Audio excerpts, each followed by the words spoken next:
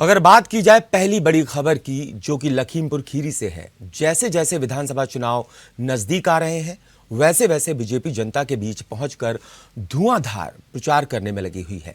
BJP जनता के दिलों तक पहुंचने के लिए कोई कोर कसर छोड़ना नहीं चाहती है।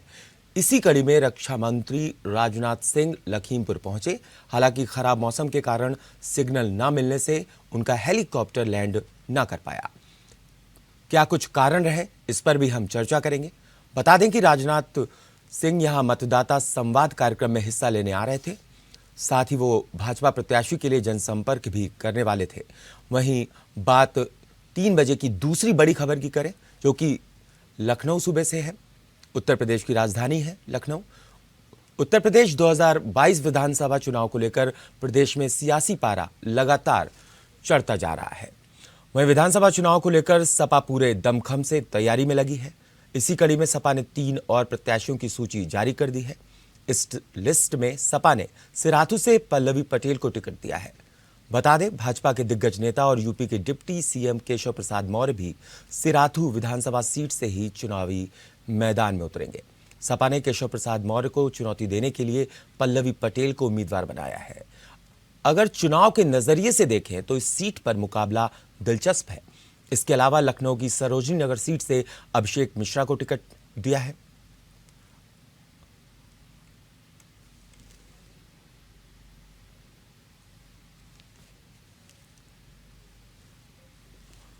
इस वक्त आप अपनी टीवी स्क्रीन पर 3 तस्वीरें देख रहे हैं। पहली लखीमपुर से है, दूसरी लखनऊ से और तीसरी मैनपुरी से। ये तीनों ही जिले बहुत महत्वपूर्ण हैं और यहाँ की जो विधानसभा सीट्स हैं, अगर लखीमपुर खीरी की बात करें तो लखीमपुर एक विधानसभा पड़ती है। उसके लिए राजनाथ सिंह को पहुंचना था, हालांकि वो नहीं पहुंच पाए। अगर लखनऊ की बात करें सरोजनी नगर की, तो वहां से अभिषेक मिश्रा को सपा ने टिकट दिया है। स्वाति सिंह का जो टिकट है वो कट गया है। आपको बता दें, अगर बात की जाए स्वामी प्रसाद मौर्य की, तो सपा ने उन्हें भी कुशीनगर की फाजिल नगर सीट से अपना उम्मीदवार बनाया है। बात करते हैं 3 बजे की तीसरी बड़ी खबर की, जो कि मैनपुरी से है। उत्तर प्रदेश की सियासत के लिए एक और बड़ी खबर मैनपुरी से आई है। कुछ दिन पूर्व अखिलेश को जरूरत पड़ने पर समर्थन देने की बात कहने वाली कांग्रेस ने उनके खिलाफ उतारे गए प्रत्याशी को नामांकन नहीं करने दिया। करहल में घोषित कांग्रेस प्रत्याशी ने नामांकन नहीं किया, तो कांग्रेस की ओर से अखिलेश को वॉकओवर दिया गया। अब कांग्रेस जनपद की सिर्फ 3 सीटों पर ही चुनाव लड़ेगी। राजनीतिक हलकों में इस वॉकओवर की चर्चाएं शुरू हो गई हैं। कांग्रेसी खेमा भी इस वॉकओवर से हैरान है। कांग्रेस ने करहल विधानसभा सीट से ज्ञानमती यादव को अपना उम्मीदवार बनाया था। मैनपुरी से विनीता शाक्य, किशनी से विजय नारायण और भोगांव से ममता राजपूत को प्रत्याशी बनाया गया था। 25 जनवरी से नामांकन प्रक्रिया शुरू हुई और 1 फरवरी को दोपहर 3 बजे तक चलती रही। विभिन्न दलों के प्रत्याशियों ने नामांकन दाखिल किए, लेकिन करहल से कांग्रेस की घोषित प्रत्याशी ज्ञानमती यादव ने अपना नामांकन दाखिल नहीं किया। तो इस वक्त आप अपनी टीवी स्क्रीन पर 3 तस्वीरें देख रहे हैं। 3 बजे की 3 बड़ी खबरों का हम जिक्र कर रहे हैं। लखीमपुर, लखनऊ, मैनपुर, ये 3 जिले हैं और इसी पर हमारे साथ बात करने के लिए, ज़्यादा जानकारी देने के लिए हमारे साथ हमारे सहयोगी लखीमपुर से अशरफ अंसारी जुड़ गए हैं। अशरफ, लखीमपुर खीरी का लखीमपुर जो विधानसभा है वो कितनी ज़्यादा महत्वपूर्ण हो जाती है? पिछली बार 2017 में बीजेपी जीती थी। इस बार क्या कुछ उम्मीदें हैं? क्या कुछ समीकरण बनते नजर आ रहे हैं? जी बिल्कुल बताना चाहूंगा। इस समीकरण की बात की जाए आदित्य की, अगर समीकरण की बात की जाए तो जो लखनऊ में जो लखीमपुर में लखीमपुर जो तिकोनिया कांड हुआ था, उसको लेकर काफी लखीमपुर चर्चा में रहा है। उसके बाद आज राजनाथ सिंह का जो दौरा था, आना था उनको यहाँ पे, लेकिन किसी कारण वो नहीं उतर पाए। हालांकि उनका हेलीकॉप्टर 10 से 15 मिनट लगातार घूमता रहा। घूमने के बाद भी उनको अभी हालांकि आधिकारिक पुष्टि नहीं हो पाई है, नहीं उतर पाया, वो चले गए वापस। लेकिन सबसे बड़ा एक मामला यह है, आज पहला उनका दिन था, लखीमपुर दौरा था, तो कहीं ना कहीं अगर देखा जाए पार्टी के खिलाफ जो मामला यहाँ पे लोग बता रहे हैं, सियासी जो हलचल यहाँ पे तेज हो गई है, वो लोग बता रहे हैं कि आज पहला उनका दिन था, वो नहीं उतर पाए, कुदरत उनसे नाराज है, ऐसे लोग कहते हुए नजर आ रहे हैं। हालांकि बात अगर भाजपा की जाए तो भाजपा में कल से जो खुशी देखने को मिल रही है, आज उनके चेहरों पर उनके चेहरे उतर गए हैं, ये नजर आ रहा है। जी, जिस घटना का आपने जिक्र किया, जो टेनी के बेटे हैं, जो कार कांड हुआ था, किसानों पर कार चढ़ा दी गई थी, उसका असर कितना कुछ देख रहे हैं आप? जी हाँ, बिल्कुल बताना चाहूंगा। अगर तिकोनिया कांड की जो बात की जाए तो उसका असर काफी देखने को मिलेगा, चाहे सदर सीट हो, चाहे यहाँ की 8 सीटें हो, 8 सीटों पर इसका असर काफी देखने को मिलेगा, क्योंकि यहाँ किसान भी नाराज दिख रहे हैं और जो लोग वो भी नाराज दिखाई दे रहे हैं। हालांकि जो सियासी पार्टियां हैं, अन्य पार्टियां जैसे सपा है या कांग्रेस है या बसपा है, ये पार्टियां भी काफी तंज कसती हुई नजर आ रही है। हालांकि आज जो उनका दौरा था, उसको लेकर कल से तंज कसने शुरू हो गए थे कि ये आ रहे हैं, यहाँ पे बात करेंगे, लेकिन जब विकास की बात करेंगे तो उनसे बात होगी, ऐसा लोग कहते हुए नजर आ रहे थे। कुछ कई तो मोहल्लेवासी ये कहते हुए कल नजर आ रहे थे कि इनको काले झंडे दिखाने का काम करेंगे और उनसे बात करेंगे, डोर टू डोर की जो बात कर रहे थे। लेकिन कल से जो चाक चौबंद जो पुलिस यहाँ पे व्यवस्था थी, काफी तेज हो गई थी। इस कारण जो है लग रहा था कि हाँ, आज राजनाथ सिंह आएंगे, लेकिन आ जाने के बाद में हेलीकॉप्टर घूमा 10 मिनट, उसके बाद चला गया। अगर राजनीतिक के पहलू से लखीमपुर की बात करें, क्या तो कुछ कारण है, क्यों नहीं हेलीकॉप्टर उतर पाया? आधिकारिक अभी पुष्टि नहीं हो पाई है। हालांकि एडीएम से जब उन्हें बात करनी चाहिए, जीएमडी की टीम ने जब उनसे बात करनी चाहिए, तो उन्होंने ये कहते हुए टालते हुए नजर आ रहे हैं कि जो है अभी तक हमको नहीं ऊपर से वो इनपुट मिला, जैसे मिलेगा वैसे आपको बता दिया जाएगा, ऐसा एडीएम कहते हुए नजर आ रहे थे, जिनकी वहाँ पे ड्यूटी लगाई गई थी। क्या राजनाथ सिंह अगर उतरते और कुछ सभा वहां पर करते और डोर टू डोर कैंपेन चलाते तो उसका असर तो चुनाव में पड़ता ना? जी हाँ, बिल्कुल। अगर देखा जाए, राजनाथ सिंह जो रक्षा मंत्री हैं, वो आते और बात लोगों से करते, अपनी बात को बताते, तो हो सकता है फर्क पड़ता। तो नहीं आए हैं तो इसका भी फर्क पड़ेगा। हालांकि बड़े नेता भी हैं, अगर कहा जाए तो रक्षा मंत्री हैं और शहरवासी चाहते थे कि यह है, इनका प्रोटोकॉल भी था, लेकिन नहीं आए, ये भी एक बड़ी बात है। अगर नहीं आए तो एक सवाल ही रह गया है। चलिए, आपका शुक्रिया हमसे जुड़ने के लिए, अशरफ अंसारी।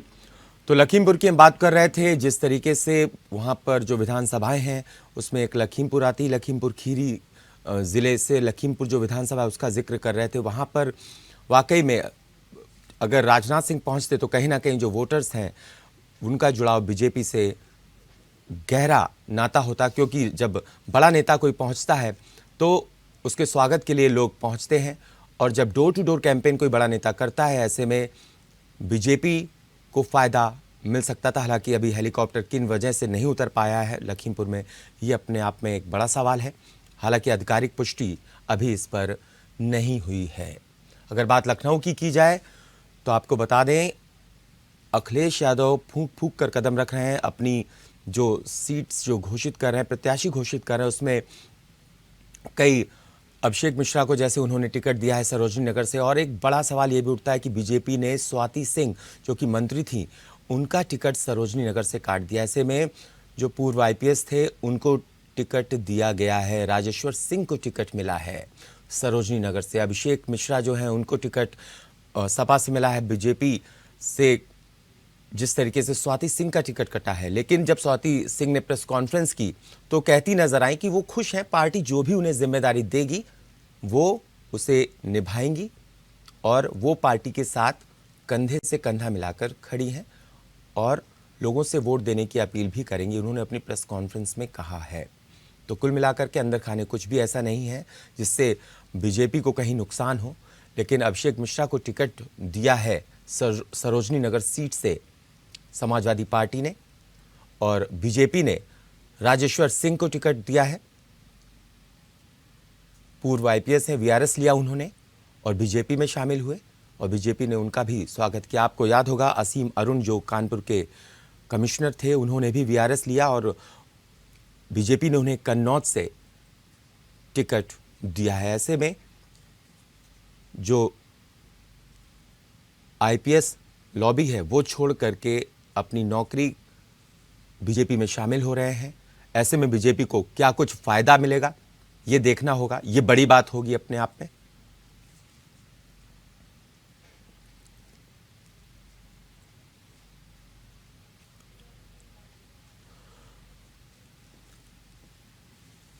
तो अपने आप में बेहद बड़ी बात है। अगर मैनपुरी की बात की जाए, करहल सीट की बात की जाए, तो वहां से खुद अखिलेश यादव चुनाव मैदान में उतरे हैं, खुद प्रत्याशी हैं, और ऐसे में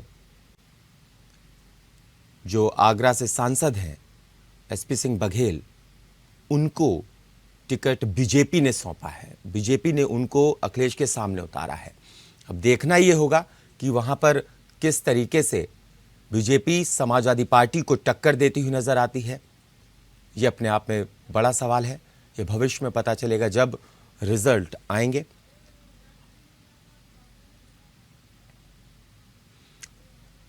इस वक्त आप अपनी टीवी स्क्रीन पर 3 तस्वीरें देख रहे हैं, लखीमपुर, लखनऊ और मैनपुरी। इन तीनों ही जिलों की जो विधानसभाएं हैं बेहद अहम है। मैनपुरी की अगर बात की जाए तो वो वीआईपी सीट हो गई है करहल, क्योंकि वहां से अखिलेश यादव पूर्व मुख्यमंत्री जो हैं वो चुनाव मैदान में हैं, प्रत्याशी हैं। और ऐसे में एसपी सिंह बघेल जो कि सांसद हैं आगरा से, उन्हें टिकट बीजेपी ने दिया है। अब ऐसे में क्या कुछ नतीजा रहता है ये तो भविष्य में पता चलने वाला है। लेकिन आगरा और कानपुर के बीच में जो ये हाईवे है उसी में मैनपुरी जो लोकेशन है, अगर बात की जाए क्षेत्र की, तो करहल जो सीट है और एक सीट और है जसवंत नगर, उसका जिक्र इसलिए करना ज़रूरी है कि वहाँ पर भी कांग्रेस ने अपना प्रत्याशी नहीं उतारा है। प्रसपा से उम्मीदवार है वहाँ पर। हालांकि प्रसपा और सपा मिलकर के चुनाव लड़ रही है। शिवपाल सिंह यादव। और ऐसे में देखना यह होगा कि नतीजे क्या कुछ रहते हैं। लखनऊ की सरोजनी नगर सीट पर समाजवादी पार्टी का 2017 से पहले कब्जा हुआ करता था, लेकिन 2017 में स्वाति सिंह बीजेपी से उतरी और उन्होंने जीत हासिल की।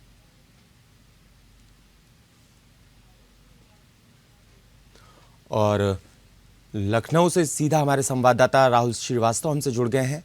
राहुल, जो सरोजनी नगर सीट है बेहद अहम, क्योंकि 2017 से पहले ये समाजवादी पार्टी के खाते में थी और 2017 में ये बीजेपी के खाते में आ गई। ऐसे में सवाल ये उठता है कि क्या फिर से बीजेपी यहां पर जीतेगी या समाजवादी पार्टी लौटने की कोशिश करेगी, क्योंकि अभिषेक मिश्रा को वहां से प्रत्याशी बनाया गया है। साथ ही साथ राजेश्वर सिंह जो पूर्व आईपीएस हैं, उन्होंने वीआरएस लिया, बीजेपी में शामिल होते हैं। और इस पर ज्यादा जानकारी के लिए हमारे संवाददाता राहुल श्रीवास्तव हमसे जुड़ गए हैं लखनऊ से। राहुल, सरोजनी नगर सीट बेहद अहम मानी जाएगी क्योंकि स्वाति सिंह का वहां से टिकट कट जाता है। बीजेपी उनको टिकट नहीं देती, प्रत्याशी नहीं बनाती, लेकिन वो खुश हैं। वो कह रहे हैं जो बीजेपी जो पार्टी काम देगी वो हम करेंगे। दूसरी तरफ राजेश्वर सिंह जो पूर्व आईपीएस हैं, ईडी में रहे हैं, उन्होंने वीआरएस लिया, बीजेपी ज्वाइन की और उनको टिकट मिल जाता है। अभिषेक मिश्रा को उनके सामने समाजवादी पार्टी उतारती। क्या कुछ राजनीतिक समीकरण बनते हुए नजर आ रहे हैं? देखिए, निश्चित तौर पर जिस तरह से सरोजनी नगर को लेकर लगातार ऊहापोह की स्थिति थी, को टिकट मिलेगा, माना जा रहा था कि स्वाति सिंह का टिकट कटता है तो वहां से उनके जो पति है दयाशंकर सिंह, उनको टिकट मिल सकता है। लेकिन इसके उलट हुआ। ईडी में जो ज्वाइंट डायरेक्टर थे उनको राजेश्वर सिंह, उनको टिकट दिया गया है। वो सरोजनी नगर से अब बीजेपी की तरफ से प्रत्याशी है। समाजवादी पार्टी ने कल जो लिस्ट घोषणा की थी उसमें उन्होंने सरोजनी नगर प्रत्याशी का नाम जाहिर नहीं किया था, लेकिन जैसे ही भारतीय जनता पार्टी की लिस्ट आती है उसके बाद से आज सुबह समाजवादी पार्टी की लिस्ट आती है, अभिषेक मिश्रा का नाम है। अभिषेक मिश्रा काफी लखनऊ के जाना माना चेहरा है, समाजवादी सरकार के पूर्व मंत्री थे। तो निश्चित तौर पर तमाम जातिगत समीकरण को ध्यान में रखते हुए अभिषेक मिश्रा का नाम दिया गया है। माना जा रहा है कि अभिषेक मिश्रा कल टक्कर देंगे भारतीय जनता पार्टी के। लगातार समाजवादी पार्टी ऐसे नामों का चयन कर रही है जो जातिगत समीकरण को ध्यान में रखते हुए जो चुनाव प्रत्याशी और जो भाजपा को टक्कर दे सके। इसी तरह से ये तमाम प्रयास किए गए हैं कि टिकट दिया गया है समाजवादी पार्टी के अभिषेक मिश्रा को, तो कहीं ना कहीं राजेश्वर सिंह को टिकट दी है। राजेश्वर सिंह राजनीति के क्षेत्र में नए हैं। इसके पहले वो आईपीएस से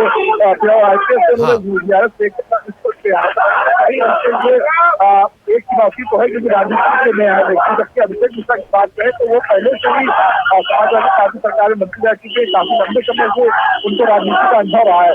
ये तमाम चीजें हैं जो महत्व करती है। जी राहुल, अगर बात की जाए वहां पर जाति समीकरण की, तो सबसे ज्यादा वोटर्स वहां पर कौन सी जाति से आते हैं या कौन से धर्म से आते हैं, और कितना प्रभावित करेंगे इस चुनाव में? बीजेपी की तरफ उनका झुकाव है, ये समाजवादी पार्टी की तरफ या बसपा की तरफ, क्या कुछ वहां पर दिख रहा है? आप लोगों के बीच में वहां पर रहते हैं। देखिए, सरोजनी नगर की बात करें तो सरोजनी नगर में जो अगर वोटर की बात करें तो वहाँ पे जो आबादी है वो समान बहुल्य की है।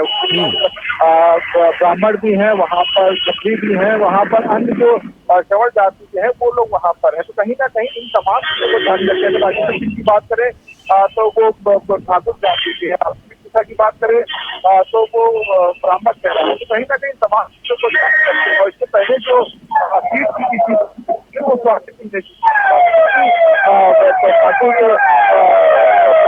तो कहीं ना कहीं तमाम चीजों को ध्यान रखते हुए इन चीजों का ऐलान किया है। अब देखना ये होगा कि किस तरह से जनता किसको देखती है, क्योंकि एंटी इनकम्बेंसी भी है सरकार के साथ, जो प्रत्याशी है बीजेपी का, उसके साथ 5 साल का जो सरकार चलाई है उसका भी वो चीजें जाएंगी। तो तमाम चीजें हैं, ये रखते हुए टिकट दिया गया। जी राहुल, वहां पर आपने देखा है, आप जाते रहते हैं उस विधानसभा में, लखनऊ में आप रहते हैं, तो आप जब जाते हैं आपने वहां पर क्या कुछ बदलाव देखा इस 5 साल में, 2017 से लेकर 22 तक?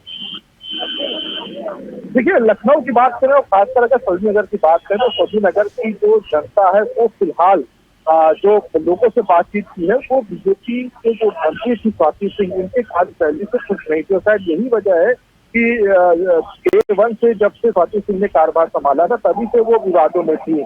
कई ऐसे विवाद थे, कई ऐसी ऑडियो वायरल हुई थी जिसकी वजह से वो बदनाम तो काम नहीं किया। शायद यही वजह है कि उनका टिकट काटा गया है। टिकट उनको दिया गया है जो बिल्कुल राजनीति में नए आए हैं, उनके ऊपर प्रशासनिक अनुभव है लेकिन राजनीतिक अनुभव नहीं है राजेश्वर सिंह। और जबकि समाजवादी पार्टी की बात करें तो अभिषेक मिश्रा, वही तो आमने सामने टक्कर है। बाकी अगर कांग्रेस की बात करें या अन्य बीएसपी की बात करें तो उसका मतलब तगड़ा प्रत्याशी नहीं है जो टक्कर दे सकेगा, तो बीजेपी और समाजवादी पार्टी की होगी।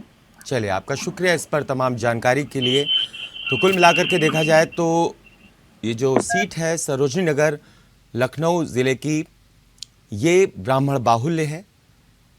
इस बार देखना ये होगा कि आखिरकार वहाँ के जो लोग हैं, वाशिंदे हैं, वो किसको जिता कर लाते हैं, किसको जिताते हैं, क्योंकि 2017 के पहले 2 बार समाजवादी पार्टी का वहाँ पर परचम लहरा चुका था। उसके बाद 2017 में बीजेपी जीतती है, स्वाति सिंह वहाँ से जीत कर आती हैं और उन्हें मंत्री पद भी दिया जाता है। और ऐसे में अब उनका टिकट कटना बीजेपी को फायदा पहुंचाएगा या नुकसान, ये भविष्य में मालूम चलेगा। लेकिन राजेश्वर सिंह को टिकट दिया गया है, अपने आप में ये बड़ी बात है। जो पूर्व आईपीएस है, इन्होंने वीआरएस लिया है और वीआरएस लेते ही इन्होंने भारतीय जनता पार्टी का दामन थामा है और बीजेपी ने भी उनको टिकट देकर उनको इनाम से नवाजा है। कुल मिलाकर के एक नया चेहरा, राजनीतिक लिहाज से एक नया चेहरा है राजेश्वर सिंह। और ऐसे में किस तरीके से वो बीजेपी की नैया पार लगाएंगे उस सरोजनी नगर विधानसभा क्षेत्र से, जहां पर स्वाति सिंह मंत्री जीतने के बाद मंत्री बनी थी और बीजेपी के उन नेताओं में शुमार रही जो हमेशा चर्चा में रही, चाहे वो अपनी ऑडियो क्लिप से रही हों या उनके दौरे रहे। और चूंकि वो मंत्री थी, अक्सर चर्चाओं में रहती थी। लेकिन अब उनका टिकट क्यों कटा, ऐसे में ये बड़ा सवाल है। और आपको बता दें, मैनपुरी जो ज़िला है वो अपने आप में बेहद अहम है, क्योंकि जो वहाँ की करहल सीट है वहाँ से अखिलेश यादव लड़ रहे हैं, उनके सामने एसपी सिंह बघेल हैं। और इसी पर ज़्यादा जानकारी के लिए हमारे संवाददाता प्रमोद पांडे मैनपुरी से हमसे जुड़ गए हैं। प्रमोद, क्या कुछ देख रहे हैं आप वहाँ पर? क्या समीकरण है, जाति समीकरण, जिससे बीजेपी को फायदा हो सकता है या समाजवादी पार्टी को फायदा होगा? क्योंकि ये सीट समाजवादी पार्टी के लिए एक नाक की सीट बन गई है, क्योंकि पूर्व मुख्यमंत्री अखिलेश यादव वहां से लड़ रहे हैं। बताना है, ये अगर जाति समीकरण की बात की जाए तो वहाँ पे करेल विधानसभा में 40-45 हजार यादव वोट है। और बात करते हैं कांग्रेस की, जो क्या अगर बात की जाए कांग्रेस प्रत्याशी की तो सबसे पहले मैनपुरी में 110 विधानसभा से कांग्रेस में 2 प्रत्याशी उतारे थे, सदर से प्रीता साथी को और 110 से ज्ञानवती जी को। अब कल लास्ट नामांकन था, अगर बात करते हैं तो उनका जो है नामांकन कल नहीं किया गया। उसके लिए जिलाध्यक्ष की बात की गई है कि जिलाध्यक्ष ने बताया कि राष्ट्रीय अध्यक्ष समाजवादी पार्टी के सम्मान में हमने हमारे हाईकमान में जो हमारे कांग्रेस के प्रत्याशी नहीं उतारा है। प्रमोद, ज्ञानमती यादव जो थी, जिनको उम्मीदवार बनाया था कांग्रेस जो है वो वहां पर बैकफुट पे आ गई, वो वॉक ओवर कर लिया है। उसने कहा हम अपना प्रत्याशी वहां से नहीं उतारेंगे, हम अपना उम्मीदवार वहां से नहीं बनाएंगे, और ऐसे में वो समाजवादी पार्टी को सपोर्ट करती हुई नजर आ रही है। तो ऐसे में क्या बीजेपी की मुश्किलें बढ़ेंगी? जी, बीजेपी की मुश्किलों की बात की है, जहाँ पे जो पहले से विधायक रहे हैं, मंत्री रहे हैं, एसपी सिंह बघेल पहले तो ये बात कर रही थी कि किसी भी कैंडिडेट को बीजेपी उतारने के लिए कोई चर्चाओं जैसा बना हुआ था कि बीजेपी नहीं उतार रही है, काफी चर्चा चली। लेकिन लास्ट नामांकन वाली जो राष्ट्रीय अध्यक्ष अखिलेश यादव ने नामांकन किया, उसके ठीक 10 मिनट बाद एसपी सिंह बघेल का नामांकन किया है। वो केदार प्रसाद ने ट्वीट करके बताया था। उसके बाद जब बात की हॉट सीट, ये बेरपी जनपद की 4 विधानसभा है, जिसमें मेन जो हॉट सीट है वो 110 विधानसभा करेल है। ठीक है, आपका शुक्रिया प्रमोद इस पर चर्चा करने के लिए, जानकारी देने के लिए। तो कुल मिलाकर के देखा जाए तो यादव का अच्छा खासा वहां पर दबदबा है, अपने आप में बेहद अहम हो जाता है। अखिलेश यादव के सामने एसपी सिंह बघेल हैं। कांग्रेस ने अपना जो उम्मीदवार था, जिसको ज्ञानमती यादव को बनाया था, उनको उन्होंने वॉक ओवर करा दिया है, वहां से प्रत्याशी नहीं उतारा है। ऐसे में समाजवादी पार्टी को लाभ मिलता हुआ नजर आ रहा है। फिलहाल इस बुलेटिन में इतना ही। आप देखते रहिए GMT न्यूज़। अगर आपको हमारा वीडियो पसंद आया हो तो हमें लाइक करें, सब्सक्राइब करें और ज्यादा से ज्यादा शेयर करें, और हाँ, बेल आइकॉन दबाना ना भूलें ताकि हर खबर का अपडेट आप तक पहुंचे तुरंत। आप हमें इंस्टा, ट्विटर और फेसबुक पर भी फॉलो कर सकते हैं। हमारी ID है @GMT News